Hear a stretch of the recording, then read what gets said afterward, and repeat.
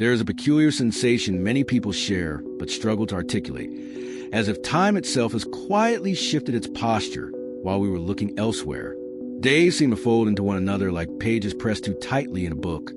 Weeks vanish before they can leave a scent, and years feel less like expansive landscapes and more like narrow corridors we hurry through. You glance at the calendar and feel a small shock, the kind that hums in the chest rather than strikes the mind.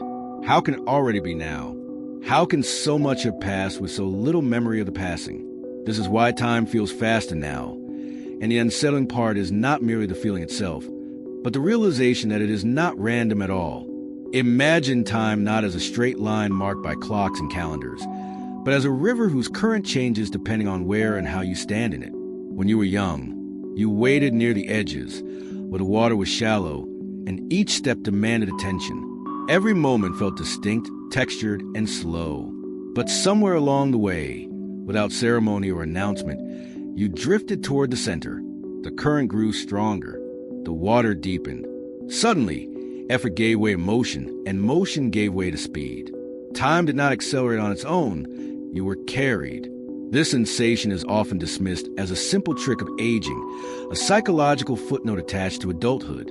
Yet that explanation feels insufficient, like trying to describe the night sky by counting stars without acknowledging the gravity that holds them. Something larger is at work, something woven into perception, memory, culture, and the invisible architecture of modern life. Time feels faster now because the way we inhabit reality has changed, and because reality itself has learned how to pull us forward more efficiently than ever before. We live inside an era obsessed with optimization. Speed is praised as virtue, efficiency as morality. The faster an action completes, the more successful it is deemed. Messages travel instantly. Work bleeds into rest. Novelty replaces novelty before the previous one has time to settle. In such an environment, time ceases to feel like a companion and becomes a resource to be consumed, compressed, and conquered. When time is treated as something to be used rather than experienced, it begins to slip through awareness like fine sand through open fingers. Yet beneath the technological explanations and psychological theories lies something almost mythic. Human beings have always sensed that time is not merely a neutral backdrop, but a living force, responsive to attention, emotion, and meaning. Ancient cultures told stories of gods who could stretch a single night into an eternity or compress years into moments of revelation. While modern language has stripped away the divine metaphors, the phenomenon remains. Time bends around significance. It slows when meaning is dense and accelerates when meaning thins. Consider how a single hour waiting can feel endless when filled with uncertainty, while an entire day can disappear when absorbed in purpose or distraction. This elasticity reveals a quiet truth. Time, as we feel it, is inseparable from consciousness. The clock may move at a constant pace, but the mind does not. And in an age where attention is fragmented, memory is outsourced, and presence is continually interrupted, consciousness rarely settles long enough to mark time deeply. There's also the role of memory, that archivist of lived experience. Time feels long in retrospect when memory is rich and layered, filled with firsts, surprises, and emotional landmarks. Childhood stretches endlessly in memory not because it objectively lasted longer, but because it was densely recorded. Each new experience carved a clear notch in awareness. Adulthood, by contrast, often becomes repetitive, structured, predictable. When days resemble one another, memory compresses them, and time appears to have vanished. It is not that life contains fewer moments, but that fewer moments leave a trace. Still, to frame this entirely as a problem would be misleading. The speeding of time is not only a loss, it is also a signal. It points to the way consciousness adapts, how the mind learns to automate reality in order to survive complexity. Just as a seasoned driver no longer notices every turn of the wheel, a seasoned adult no longer registers every passing hour. This efficiency keeps us functional, but also extracts a subtle cost: the erosion of felt time. There's a deeper layer still, one that touches on identity. Time feels faster now because the self is less anchored than it once was. We are pulled across roles, platforms, expectations, and narratives, rarely lingering long enough to fully inhabit any single one. When the self is scattered, time loses its reference points. Moments blur because there is no stable center from which to witness them. Speed becomes a default sensation not because life is faster, but because the observer is perpetually in motion. To say that this is not random is to say that it follows laws, patterns, and pressures, much like gravity or tides. Time accelerates where attention fragments. It slows where presence deepens. It dissolves where meaning is outsourced and thickens where meaning is created. The feeling that years are slipping away is not a cosmic accident. It is a mirror reflecting how life is being lived, structured, and perceived. This exploration is not about reclaiming youth or stopping the clock. It is about understanding the mechanics of felt time so that it can be inhabited more consciously. When you see how the river flows, you can choose where to stand, when to swim, and when to step back toward the shallows. Time may not obey you, but it listens. And in that listening lies the possibility of a different relationship with the hours, days, and years that shape a life. When time begins to feel as though it is slipping through consciousness rather than moving alongside it, the instinct is to blame external forces. We point to technology, to age, to the relentless pace of modern life, as though these alone are responsible for the sensation. Yet, these are not causes so much as amplifiers, visible expressions of deeper mechanisms already at work. To understand why time feels faster now, one must look beneath the surface, into the subtle systems that govern perception, meaning, and attention. These are not mechanical gears, but living patterns, ancient and modern at once, shaping how reality is experienced from the inside. At the heart of this phenomenon lies the relationship between novelty and awareness. The mind is a pattern recognition engine, designed to conserve energy by automating what it has already learned. When an experience is new, the mind opens fully, recording details with high resolution. Colors appear brighter, sound sharper, moments heavier with presence. But as experiences repeat, awareness contracts. The mind says, I know this, and in doing so, it stops truly looking. Time does not actually move faster in these moments. It simply leaves fewer footprints in consciousness. What is not noticed is not remembered, and what is not remembered feels as though it never existed. This is why periods of life rich in novelty appear longer in retrospect, while periods of routine collapse into a blur. It is not the quantity of time that changes, but the density of perception. Modern life, paradoxically, offers endless stimulation while reducing true novelty. Scrolling through infinite variations of the same themes, tasks, and images creates motion without depth. The mind is busy but not awake. In such a state, time accelerates not because life is full, but because it is thin. Another core theme is the fragmentation of attention. Attention is a lens through which time is focused. When that lens is stable, moments feel expansive. When it is constantly shifting, moments shatter. Contemporary existence trains attention to jump rapidly, rewarding interruption and penalizing stillness. Notifications, updates, and multitasking do not merely consume time. They fracture it.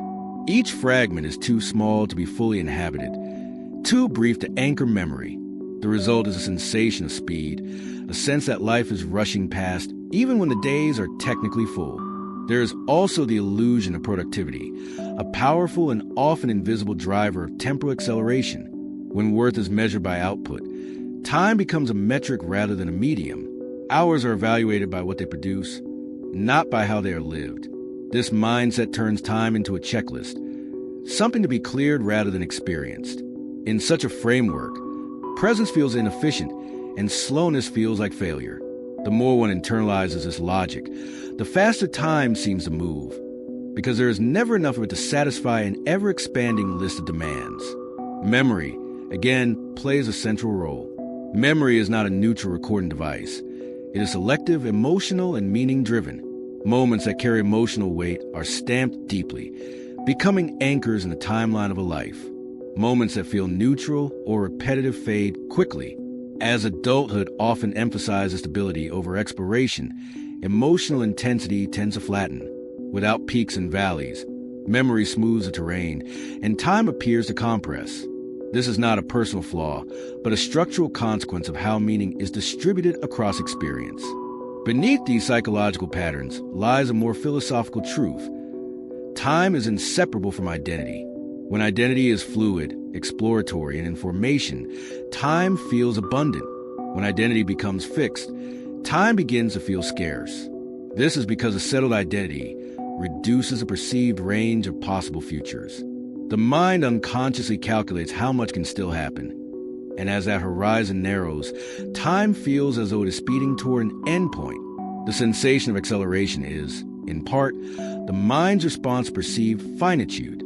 There is also the contrast between lived time and measured time. Clocks offer uniformity, but consciousness does not. Lived time expands and contracts based on engagement, emotion, and meaning. Modern culture privileges measured time, slicing life into standardized units that ignore subjective experience. When lived time is constantly overridden by schedules and deadlines, the inner sense of duration weakens. Life begins to feel like a series of checkpoints rather than a continuous journey, and in moving from one checkpoint to the next, the spaces between vanish. Illusion and truth intertwine here. The illusion is that time itself is accelerating, that something external has gone wrong. The deeper truth is that perception has shifted. The way attention is trained, memory is formed, and meaning is assigned has changed, and time responds accordingly. Like a shadow, it stretches or shrinks depending on the angle of the light. Change the light, and the shadow changes with it. Understanding these themes does not immediately slow time, but it does something equally important. It restores agency. When the mechanics are visible, the experience becomes negotiable. One begins to see that speed is not inevitable, that it emerges from specific conditions that can, at least in part, be altered. Time is not an enemy to be outrun, nor a resource to be hoarded, but a relationship to be tended. In this light, the feeling that time is racing is less a curse and more a message. It signals where attention has thinned, where meaning has faded, where life has become overly familiar or overly fragmented. It invites a recalibration, not toward nostalgia or escape, but toward a deeper inhabiting of the present. The river cannot be stopped, but the way one moves within it can change. Long before time was divided into seconds and sold back to us in productivity tools, it lived in stories. Myths, fables, and parables were the original timekeepers, not because they measured duration, but because they revealed how time behaves when filtered through meaning. To enter these symbolic narratives is to step sideways out of the clock and into a different dimension of understanding, one where time is not a number but a character, a trickster, a teacher, sometimes even a mirror. These stories do not explain why time feels faster now in a technical sense. They illuminate it in a human one. There is an old tale, told in many cultures under different names, about a traveler who enters a forest for what he believes will be a brief walk. Inside, the air is thick with unfamiliar sounds. The light bends strangely, and moments feel elongated, almost suspended. He eats, rests, listens to music, and feels no urgency. When he finally exits the forest, expecting to return to the same world he left, he discovers that years have passed. His village is gone, his friends long dead. In the forest, time slowed to a dreamlike crawl. Outside it, life raced ahead. The story is often read as a warning about enchantment, but it can also be seen as a lesson in perception. Time changes depending on where consciousness is placed. In modern life, the forest has been replaced by routines so familiar they barely register. Unlike the traveler, we rarely notice when we cross the threshold. We step into habitual days that feel brief not because they are empty, but because they are unexamined. The enchantment is inverted. Instead of time slowing in the unfamiliar, it accelerates in the known. The myth remains the same, only the setting has changed. Another symbolic narrative appears in the image of the hourglass, a simple device that has endured for centuries despite its crude precision. Sand falls grain by grain, each particle identical, yet the experience of watching it is strangely hypnotic. The hourglass reminds us that time is composed of moments that look the same, but are never experienced the same way twice. When watched closely, the falling sand seems almost slow, deliberate. When ignored, the glass empties suddenly, as if by magic. The hourglass does not change, attention does. There is also the archetype of the eternal child and the weary elder, not as literal ages, but as modes of being. The eternal child encounters the world as if it were always new. Every experience is a discovery, every question an opening. Time stretches around this openness, accommodating curiosity. The weary elder, by contrast, moves through a world already categorized, labeled, and anticipated. Nothing surprises, and because nothing surprises, nothing lingers. Time rushes past as if unacknowledged. These are not stages of life so much as lenses, and they can coexist within the same person. The feeling that time is speeding up often marks the dominance of one lens over the other. One of the most haunting symbolic images is that of the repeating day, a life caught in a loop where each morning resets the world, but not the awareness of the one living it. At first, the repetition feels like a curse, an erasure of progress. But over time, it becomes a revelation. When the external world no longer changes, attention is forced inward. Subtle variations emerge, hidden textures of the same moments previously ignored. Time, once oppressive, becomes spacious. The loop breaks not when the day changes, but when perception does. This story speaks directly to the modern condition. Our days often repeat in structure, if not in detail, and in that repetition, we assume time must be moving faster. But the loop suggests another possibility. Repetition does not erase time, and attention does. When awareness deepens, even the same day can feel vast. When awareness thins, even a decade can disappear. There is also the symbolic figure of the clockmaker, endlessly adjusting gears in pursuit of perfect accuracy. In some versions of the tale, the clockmaker becomes so focused on measurement that he forgets why time was measured in the first place. He can tell you exactly when a moment begins and ends, but not what it means. This figure mirrors a culture that knows how to schedule life, but not how to inhabit it. Precision replaces presence, and time, stripped of meaning, accelerates into abstraction. Across these narratives runs a common thread. Time is responsive. It listens to attention, bends around meaning, and reveals different faces depending on how it is approached. When treated as an object, it becomes scarce. When treated as a relationship, it becomes expressive. The stories do not suggest that one can escape time, only that one can meet it differently. In symbolic language, the feeling that time is speeding up is a call to re-enchantment. It is the soul's way of saying that too much of life is being passed through without ceremony. Rituals once marked transitions, seasons, and stages, slowing time by giving it shape. Without them, days slide into one another, unmarked and therefore unremembered. Time feels faster because fewer moments are given names. These narratives do not offer solutions in the practical sense, but they offer orientation. They remind us that time has always been strange, elastic, and deeply personal. The clock did not steal slowness from us. We misplaced it by forgetting how to enter moments fully. To remember is not to return to the past, but to recover a way of seeing.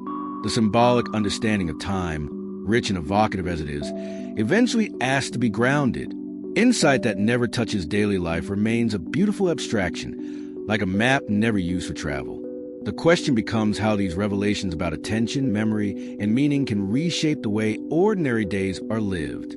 Not by dramatically altering schedules or escaping modern life, but by subtly changing how moments are entered, inhabited, and remembered. When this shift occurs, time does not slow in a literal sense, yet begins to feel fuller, more generous, less inclined to vanish without leaving a trace. One of the most immediate implications lies in the way attention is given. Attention is not merely focus. It is presence infused with care. When attention is offered deliberately, even to simple tasks, time thickens. Washing dishes, walking to work, preparing a meal can either disappear into automation or become a small island of awareness. The difference is not the task, but the quality of presence brought to it. When the mind stops racing ahead to what comes next, the current moment expands, and time regains texture. Memory follows attention. Moments that are fully inhabited are more likely to be remembered, and remembered moments create the sense of a longer, richer life. This does not require constant excitement or novelty. It requires emotional engagement, however subtle. A quiet conversation, a moment of solitude, a brief pause to notice light or sound can anchor an entire day in memory. Over time, these anchors accumulate, stretching the felt length of months and years. Life begins to feel less like it is slipping away and more like it is unfolding. There is also the matter of boundaries. a concept often discussed in terms of productivity, but rarely in terms of time perception. When activities bleed endlessly into one another, when work dissolves into rest and rest is invaded by obligation, time loses its contours. Clear beginnings and endings create psychological landmarks. They tell the mind that something is concluded and something else has begun. Without such markers, days blur and the passage of time becomes indistinct.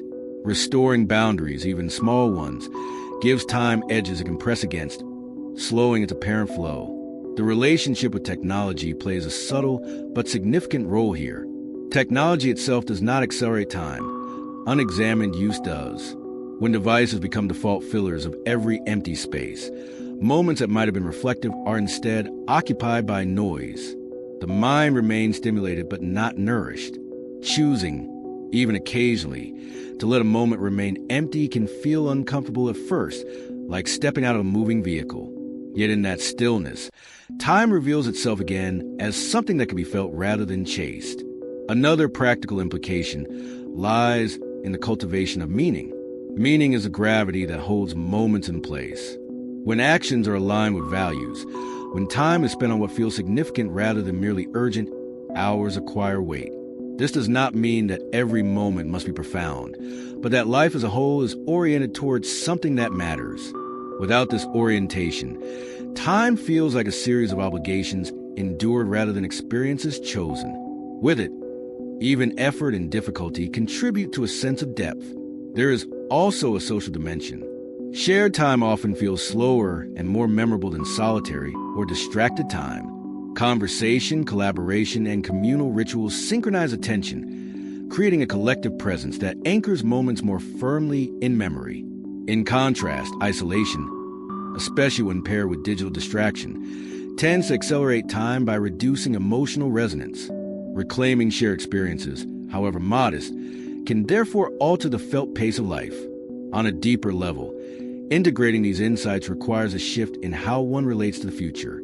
When life is lived in constant anticipation, always oriented toward what comes next, the present becomes merely a bridge to be crossed as quickly as possible. Time speeds up because the mind is rarely where the body is.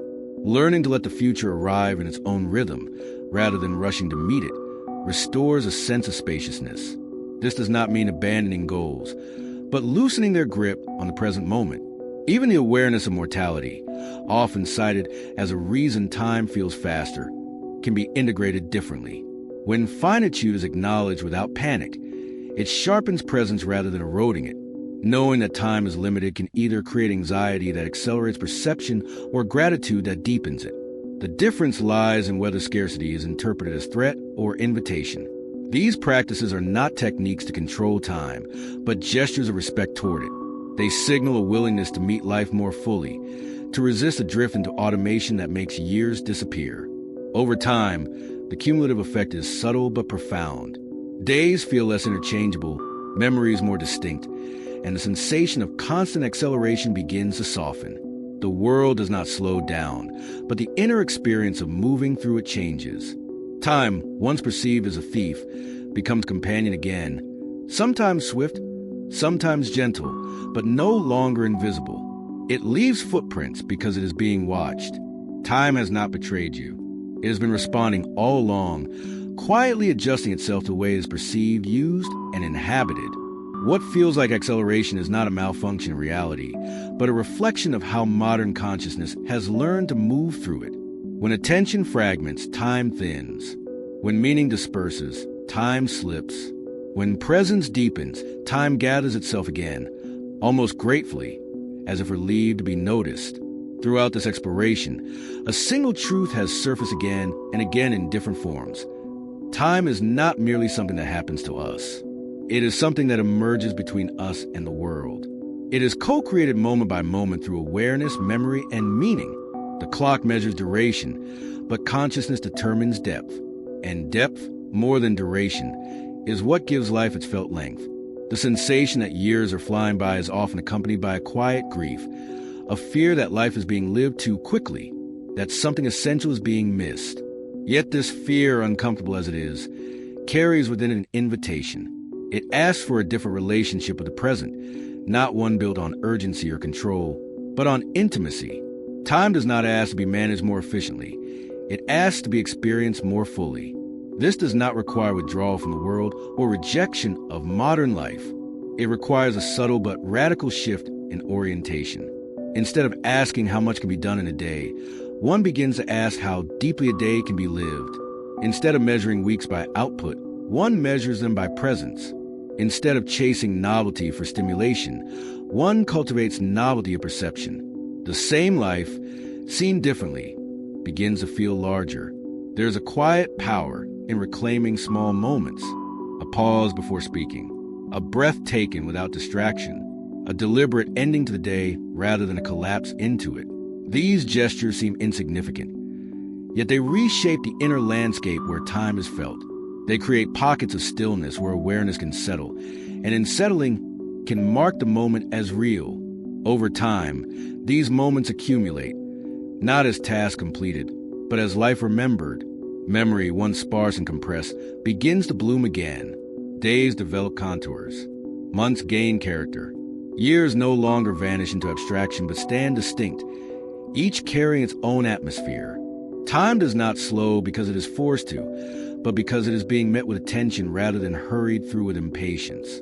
At a deeper level, this transformation touches identity itself.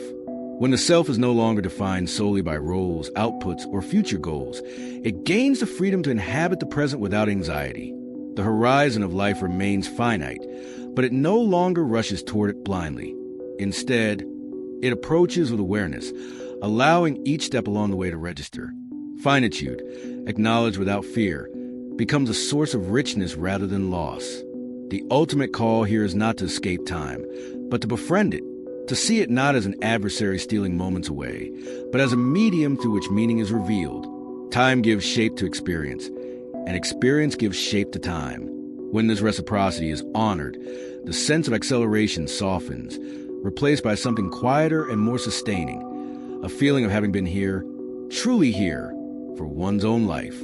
If time has been whispering to you that it is moving too fast, listen carefully. It may not be asking you to run faster, but to arrive more fully. The hours are still waiting. The days have not disappeared. They are simply asking to be entered again, not as obstacles to overcome, but as spaces to dwell. And in that dwelling, time remembers how to breathe,